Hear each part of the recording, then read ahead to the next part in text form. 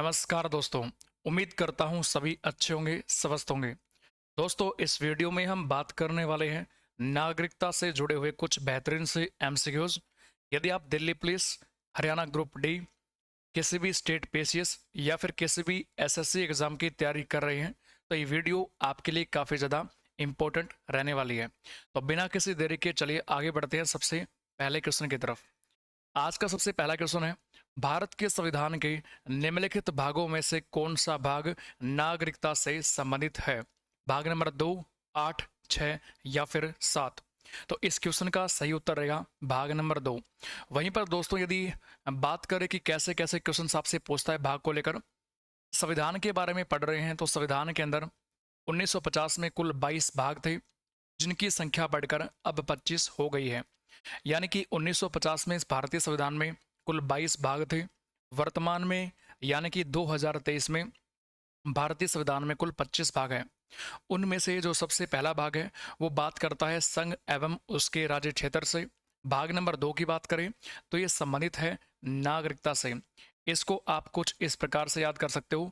नाग के अंदर आप अगर इसको थोड़ा सा कट कर देते हैं यहाँ से तो ये बनता है 2। ये इस प्रकार से 2 बन जाएगा।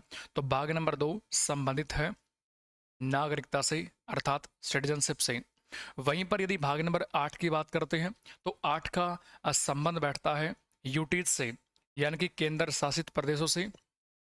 और वर्तमान में केंद्र शासित प्रदेशों की संख्या है 8, क्योंकि 26 जनवरी 2020 को, ये आपको बात याद करनी है, 26 जनवरी 2020 को दादरा व नागर हवेली, दादरा व Nagar Haveli and Daman and Diu, इन दोनों केंद्र शासित प्रदेशों को मिलाकर एक कर दिया गया था। ये बात भी आपको यहाँ से याद करनी है।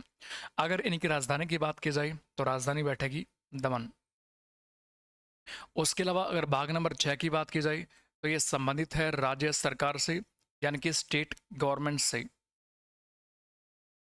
भाग नंबर 12 की बात की जाए तो ये प्रशासन से संबंधित है। तो इस प्रकार से आपसे कई बार क्वेश्चन पूछता है कि कौन से भाग का संबंध किस बात से रहेगा। तो भाग नंबर 1 में संघ एवं उसका राज्य क्षेत्र, भाग नंबर 2 में नागरिकता, भाग नंबर 3 मूल अधिकार, भाग नंबर 4 राज्य के नीति निर्देशक तत्व, भाग नंबर 4 मूल कर्तव्य, भाग नंबर 5 संघ सरकार के बारे में, भाग नंबर 6 राज्य सरकार के बारे में, भाग नंबर 7 को समाप्त कर दिया गया है 1956 में। और भाग नंबर 8 की बात करें यूनिट्स के बारे में, भाग नंबर 9 की बात करें पंचायतों के बारे में। तो इस प्रकार से आपको स्टार्टिंग वाले जो भाग है वो ऐसे ही याद कर लेने हैं। चलिए बढ़ते हैं अगले क्वेश्चन की तरफ। नेक्स्ट है, भारत के संविधान द्वारा किस प्रकार की नागरिकता प्रदान की जाती है? क्षेत्रीय, अस्थायी, एकल, दोहरी। तो भारत के संविधान के अंदर बात की जाए तो इसमें एकल नागरिकता का प्रावधान है। तो ऑप्शन नंबर सी आपका सही उत्तर हो जाएगा। अगर पूछे आपसे कि ये चीज़ हमने कहाँ से अपना रखी है तो एक कंसेप्ट हमने अपनाया ब्रिटेन से। क्योंकि कई बार आपसे एग्जाम के अंदर क्वेश्चन ये पूछता है कि भारत में जो एकल नागरिकता है ये प्रावधान हमने कौन से कंट्री से, किस देश से अपनाया है। तो आपका सही जवाब क्या रहेगा? ब्रिटेन। साथ ही साथ आपको ये भी याद करना है कि कौन सी कंट्री में दोहरी नागरिकता है। तो अगर आप यूएसए की बात करते हैं, अमेरिका की बात करें तो इसके अंदर है दोहरी नागरिकता। ये बात भी आपको यहाँ से याद करनी है। एकल में और दोहरी में फ़र्क क्या होता है? जैसे अगर आप अपनी कंट्री की बात करें, भारत की ही बात करते हैं आप, तो भारत के अंदर व्यक्ति रहता कहाँ पर है? सर, व्यक्ति तो राज्य के अंदर रहता है। राज्य से चाहे फिर वो कोई भी हो, यूपी, बिहार, हरियाणा, पंजाब, और दूसरा आप भारत बोलते हैं। वैसे ही अगर आप यूएसए की बात करते हैं तो यूएसए का व्यक्ति राज्य के अंदर रहता है। यूएसए का राज्य, जैसे कि आप एग्जांपल लेते हैं न्यूयॉर्क की, न्यूयॉर्क, और दूसरा यूएसए। तो भारत के अंदर व्यक्ति चाहे किसी भी राज्य के अंदर रहता हो वो भारत का निवासी कहा जाएगा, भारत का नागरिक नहीं कहा जाएगा। लेकिन सॉरी, राज्य का नागरिक नहीं कहा जाएगा। नागरिक है सिर्फ और सिर्फ हम भारत के। तो आपको याद क्या करना है कि भारत के अंदर जिस भी राज्य के अंदर व्यक्ति रहता है तो उस राज्य का नागरिक उसे हम नहीं कहेंगे। नागरिक होगा वो सिर्फ और सिर्फ भारत का। लेकिन वहीं पर यदि आप अमेरिका की बात करते हैं, अमेरिका के अंदर व्यक्ति चाहे जिस भी राज्य के अंदर रहता हो तो पहले वो उस राज्य का नागरिक है, उसके बाद में वो अमेरिका यानी कि यूएसए का नागरिक है।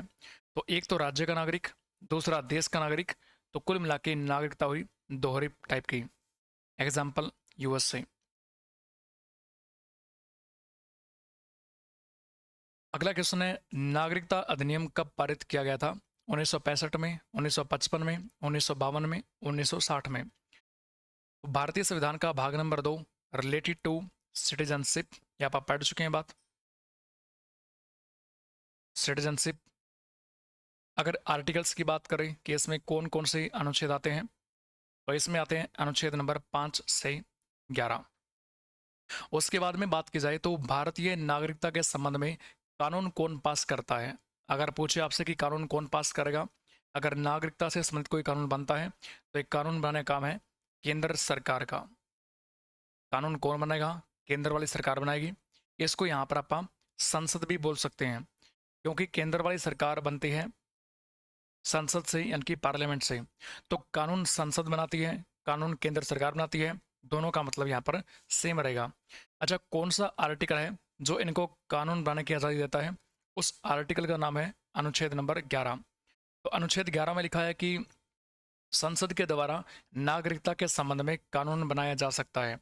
अच्छा, संसद के अंदर ऐसा कौन सा मंत्रालय है, या फिर केंद्र सरकार के अंतर्गत ऐसा कौन से मिनिस्ट्री मंत्रालय है जिसके पास पावर होती है नागरिकता को लेकर? तो मंत्रालय रहेगा गृह मंत्रालय।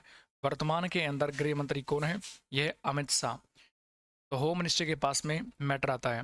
आपसे कई बार यह पूछता है कि नागरिकता किस सूची का विषय है? तो सूची अपने पास में 3 टाइप की होती है, संघ सूची, राज्य सूची और समवर्ती सूची। तो इनमें से नागरिकता संबंधित रहेगा संघ सूची से, और संघ सूची के अंदर जो भी विषय शामिल होते हैं, जो भी सब्जेक्ट शामिल होते हैं, उनके ऊपर कानून बेसिकली कौन बनाता है?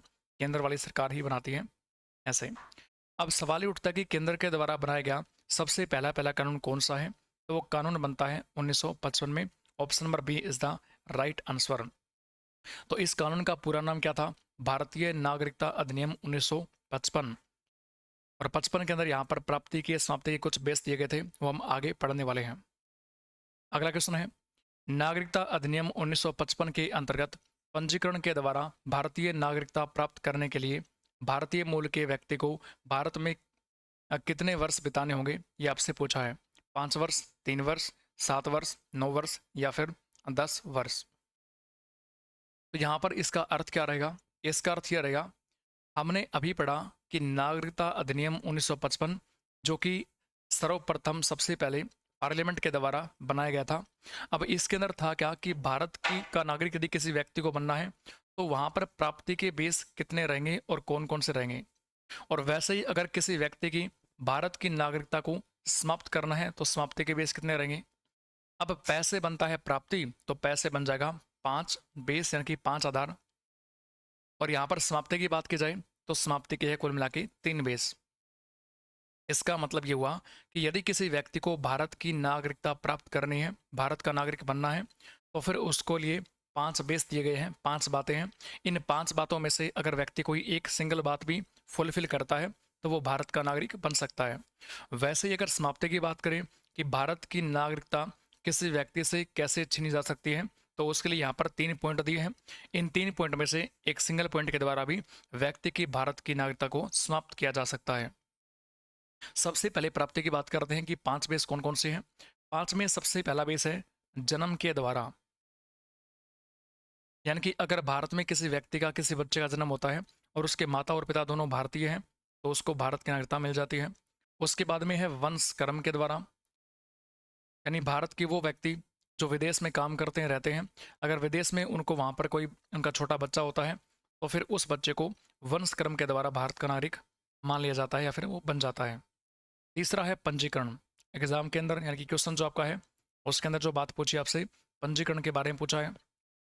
अच्छा, पंजीकरण का मतलब क्या बनता है? आपने जिस भी एग्जाम की आप तैयारी कर रहे हो तो आपने फार्म फिल किया होगा। फार्म को फिल करने से पहले आपने रजिस्ट्रेशन करवाया होगा। इस रजिस्ट्रेशन को हिंदी में बोलते हैं पंजीकरण करना। अब पंजीकरण का मतलब क्या है कि फार्म अप्लाई करके, अब फार्म अप्लाई कौन करेगा? भारत वाले तो करेंगे नहीं, कोई विदेशी व्यक्ति फॉर्म अप्लाई करेगा।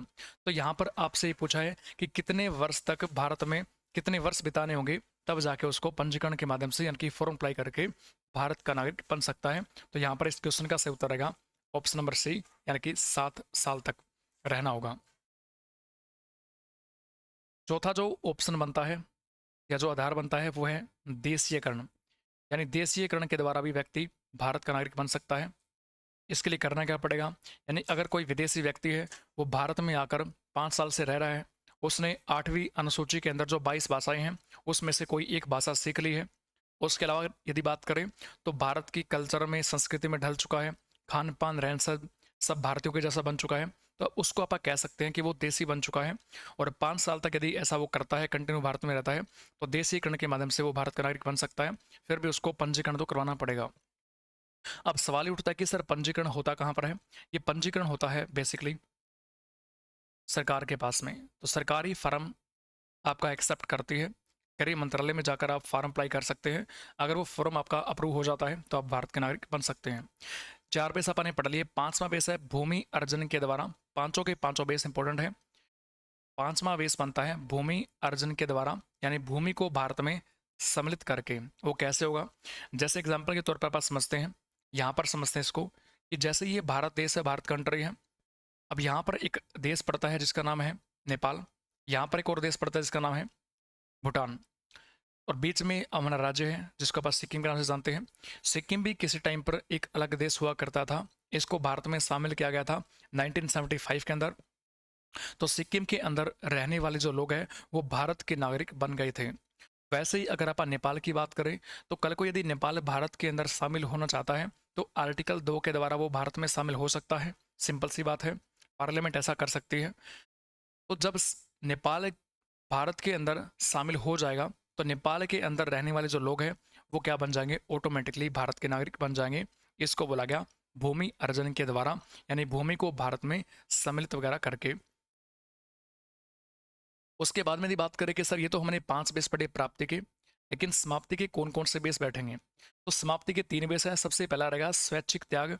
अब स्व का मतलब होता है अपना, और ऐच्छिक मतलब की इच्छा। तो स्वैच्छिक त्याग का मतलब यहाँ पर यह बनता है कि अगर व्यक्ति अपनी देश की नागरिकता को खुद मनमर्जी से अगर त्यागना चाहे तो वो त्याग सकता है। अपनी इच्छा से अगर आप भारत की नागरिकता को छोड़ना चाहते हैं तो छोड़ सकते हैं। ये पहला बेस बनता है। सेकंड वाला बेस ये बनता है दूसरे देश की नागरिकता प्राप्त करने पर। यदि आप दूसरे देश के बन जाते हैं, दूसरे देश का पीआर ले लेते हैं, तो ऑटोमेटिकली भारत की नागरिकता समाप्त हो जाएगी। तीसरा बेस ये बनता है कि सरकार के द्वारा वंचित किए जाने पर, यदि सरकार वंचित करती है आपको, तब भी आप भारत की नागरिकता से वंचित हो सकते हो, आपसे भारत की नागरिकता छीनी जा सकती है।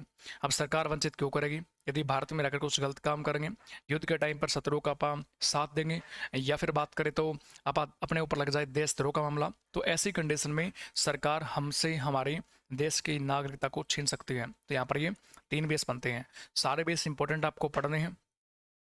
उसके बाद में अगला क्वेश्चन है भारतीय नागरिकता नहीं प्राप्त की जा सकती है जन्म के द्वारा, देशीयकरण के द्वारा, किसी भूख भाव में सम्मिलित द्वारा, भारतीय बैंक में धन जमा करके। तो अभी अभी हमने पढ़ा कि 5 बेस बनते हैं जिन बेसिस के माध्यम से भारत के हम नागरिक बन सकते हैं। अब यहाँ पर यह पूछा कि इनमें से कौन सा बेस नहीं है भारत के नागरिक बनने का। तो जन्म के द्वारा हमने पहला पढ़ा है कि जन्म के द्वारा बन सकते हैं। देशीयकरण भी अपन ने पढ़ा, इसके द्वारा बन सकते हैं। किसी भूभाग को सम्मिलित करके ये भी अपन ने पढ़ा कर सकते हैं। लेकिन भारतीय बैंक में, चाहे वो SBI हो, HDFC हो, ICI हो, या फिर आपका RBI हो, भारत का चाहे कोई भी बैंक हो, उसके अंदर धन जमा करके, पैसा जमा करके कोई व्यक्ति भारत का नागरिक नहीं बन सकता है। तो इस क्वेश्चन का सही उत्तर क्या हो जाएगा, ऑप्शन नंबर डी हो जाएगा। आगे है देशीयकरण के द्वारा नागरिकता प्राप्त करने का आधार क्या है। अब अगर कोई विदेशी व्यक्ति देशी बनता है तो प्राप्त करने का बेस क्या बनेगा, जन्म के द्वारा? नहीं, ऐसा नहीं है जन्म के द्वारा। बल प्रयोग के द्वारा भी ऐसा नहीं हो सकता है कि फोर्सफुली हम फोर्स करें कि हमें तो भारत का नागरिक बनना है, ऐसा भी नहीं है। वंशक्रम के द्वारा ये तो एक अलग बेस बनता है। तो जन्म के द्वारा और वंशक्रम के द्वारा ये तो अलग से एक बेस बनता है। अगर बल प्रयोग की बात करें तो शक्ति प्रयोग भी आप भारत के नागरिक नहीं बन सकते हो। हाँ, चयन के द्वारा, यानी कि सबसे पहले आपके अंदर देखा जाएगा कि क्या वास्तव में आप देशी बन गए हो। अगर ऐसा पाया जाता है तो फिर आपको चयन के द्वारा आपका सिलेक्शन होगा, यानी कि लगातार आप 5 साल तक भारत में रहोगे। फिर आपका चयन किया जाएगा कि जो 22 भाषाएं मैंने आपको बताई, उस 22 भाषाओं में से एक भाषा आपने सीख ली है, आपने भारत का कल्चर को अपना लिया है, खान पान रहन सहन आप इसके अंदर ढल चुके हो, तो फिर आपका सिलेक्शन किया जाएगा। जब आप अप्लाई करोगे देशीकरण के लिए तो चयन के द्वारा आपको भारत नागरिक मान लिया जाएगा। आपका सिलेक्शन करेगी भारत की सरकार कि क्या वास्तव में आपको भारत की नागरिकता देनी चाहिए या फिर नहीं देनी चाहिए। निम्नलिखित में से भारत में नागरिकता निर्धारण करने का विशिष्ट अधिकार किसे प्राप्त है? न्यायालय को, राष्ट्रपति को, लोकसभा को, केंद्रीय सरकार को या फिर राज्य सरकार को? तो नागरिकता को निर्धारण करना है कि कौन भारत का नागरिक होगा, तो ये पावर, ये अधिकार किसके पास में? ये अधिकार होता है हमारे केंद्रीय सरकार को। तो ऑप्शन नंबर डी सही हो जाएगा। यहाँ पर अगर संसद भी ऑप्शन में होता तो वो भी आप सही करके आते। अच्छा, संसद के पास में अधिकार है भारत में नागरिकता के संबंध में कानून बनाने का। तो ये अधिकार संविधान का कौन सा आर्टिकल देता है इनको? तो अनुच्छेद नंबर हो जाएगा यहाँ पर 11। हमने पढ़ा कि संविधान के भाग नंबर 2 के अंदर आर्टिकल्स पढ़ते हैं आप 5 से लेकर 11 तक। तो 5 से 11 के बीच में जो सबसे लास्ट वाला आर्टिकल्स है ये संबंधित है कि संसद चाहे तो नागरिकता के संबंध में कानून बना सकती है। अच्छा, कौन सा मंत्रालय आता है? तो गृह मंत्रालय आता है। गृह मंत्रालय की अंडर आता है सिटीजनशिप का मैटर। कौन सी सूची का विषय है? संघ सूची का विषय है। या अपनी पढ़ ली बातें पहले भी। और सरकार के द्वारा नागरिकता को समाप्त किया जा सकता है, ये बात लिखी है आर्टिकल नंबर 10 के अंदर। एक व्यक्ति अपनी नागरिकता खो देगा यदि वह स्वेच्छा से परित्याग कर दे, सरकार उसकी नागरिकता वापस ले ले, वह स्वेच्छा से अन्य देश की नागरिकता ले ले, या फिर ऑप्शन नंबर डी है उपरोक्त सभी। ऑप्शन नंबर ए है इनमें से कोई नहीं। तो अभी आपने पढ़ा कि 3 बेस बनते हैं भारत की नागरिकता खोने के या छीने जाने के। तो इसमें से एक बेस था कि वह स्वेच्छा से अपनी मर्जी से भारत की नागरिकता का परित्याग कर दे, बिल्कुल सही बात है। सरकार उसकी नागरिकता वापस ले ले, बिल्कुल सही बात है। वह स्वेच्छा से अन्य देश की नागरिकता को ले ले, तो ये बिल्कुल सही बात है। तो 3 बेस बनते हैं, तीनों के तीनों बेस ऑप्शन के अंदर शामिल है। तो इस क्वेश्चन का सही उत्तर हो जाएगा ऑप्शन नंबर डी उपयुक्त सभी।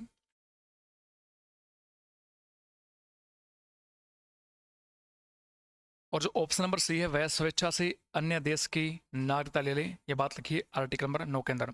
यदि व्यक्ति अपनी मर्जी से या फिर किसी दूसरे देश की नागरिकता प्राप्त कर लेता है तो भारत की नागरिकता समाप्त हो जाएगी, ये बात लिखी है संविधान के अनुच्छेद नंबर 9 के अंदर।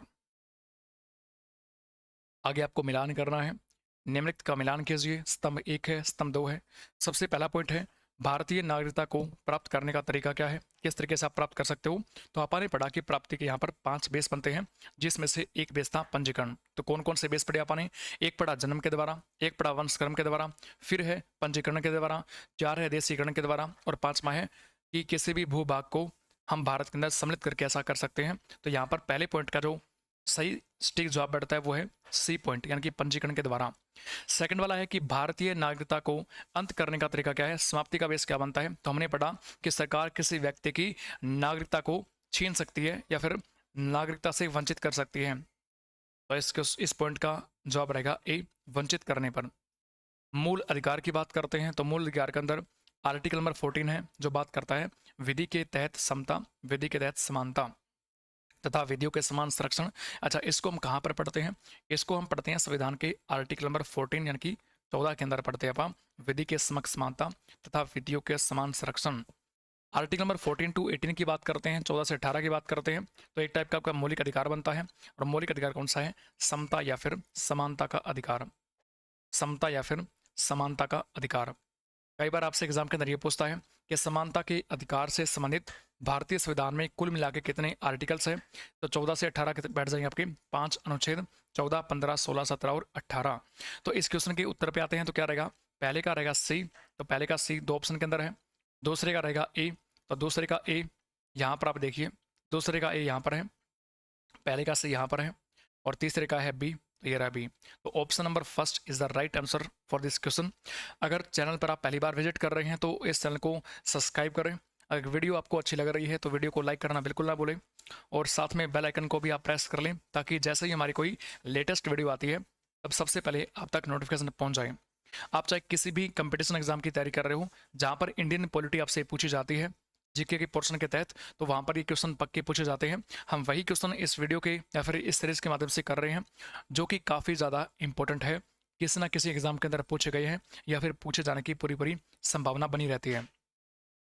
उसके बाद में अगला क्वेश्चन है 14 जनवरी 2020 को उच्चतम न्यायालय में नागरिकता संशोधन अधिनियम CAA के खिलाफ याचिका दायर करने के लिए केरल सरकार द्वारा भारतीय संविधान के किस अनुच्छेद का प्रयोग किया गया था? ये क्वेश्चन आपसे पूछा है। ये उस टाइम का करंट अफेयर था। अनुच्छेद 131, अनुच्छेद 23, अनुच्छेद 368 या फिर अनुच्छेद 17। तो यहाँ पर आपको नोट क्या करना है, उच्चतम न्यायालय के बारे में क्वेश्चन पूछा है। उच्चतम न्यायालय को आप सर्वोच्च न्यायालय बोलते हैं और इंग्लिश में इसको सुप्रीम कोर्ट कहा जाता है। अच्छा, सुप्रीम कोर्ट के बारे में हम पढ़ते कहाँ पर हैं, इसको हम भाग नंबर 5 के अंदर पढ़ते हैं। अगर आर्टिकल्स की बात की जाए तो वैसे तो भाग नंबर 5 जो है संघ सरकार से यानी कि केंद्र वाली सरकार से संबंधित है, संघ सरकार से संबंधित है। और इसमें आर्टिकल्स की बात करें तो अनुच्छेद आते हैं 52 से लेकर 151 तक, 52 से 151 तक। लेकिन वहीं पर अगर आप सुप्रीम कोर्ट की बात करें, सर्वोच्च न्यायालय की बात करें, उच्चतम न्यायालय की बात करें, तो इनको हम पढ़ते हैं संविधान के आर्टिकल नंबर 124 से 147 तक। अब सुप्रीम कोर्ट के बारे में है तो आपको याद करना है कि आर्टिकल 124 से 147 के बीच में हम बात करने वाले हैं। अगर ऑप्शन के हिसाब से देखें तो आर्टिकल नंबर 131 ये आता है 124 से 147 के बीच में। तो वैसे तो इस क्वेश्चन का सही उत्तर रहेगा 131 में। तो 131 के अंदर बेसिकली है क्या कि अगर कोई भी आप अपील करते हैं सुप्रीम कोर्ट के अंदर तो ये अपीलेट जो हमारे पास में राइट होता है ये आर्टिकल नंबर 131 के अंदर दे रखा होता है। ये बात आपको हमेशा और हमेशा याद करनी है। तो कोई भी याचिका दायर करनी है अपने को सुप्रीम कोर्ट के अंदर यानी कि अपील करनी है तो अपील करने का अधिकार कौन सा है, ये आपका आर्टिकल नंबर 131 के अंदर है।